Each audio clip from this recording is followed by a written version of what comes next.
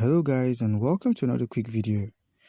And in this quick video, I'm going to be showing you how you can simply convert your Bitcoin into BUSD on your Binance mobile app. And our first step is to locate our Bitcoin, which is simply on our spot wallets. As you can see here, we have $3 worth of Bitcoin. So we'll be heading over to our home section where we simply click on convert. You give it some time to load in. Upon its completed load, you simply click on BNB right here, click on BTC, you give it time to load, and we'll be searching for BUSD.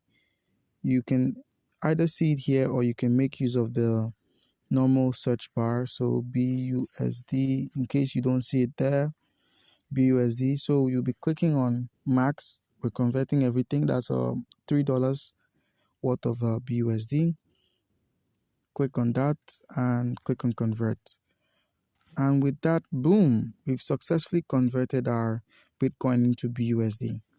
Alright guys, comment down below if you have any questions concerning how you can convert your Bitcoin into BUSD, and you'll be given an answer. Thank you.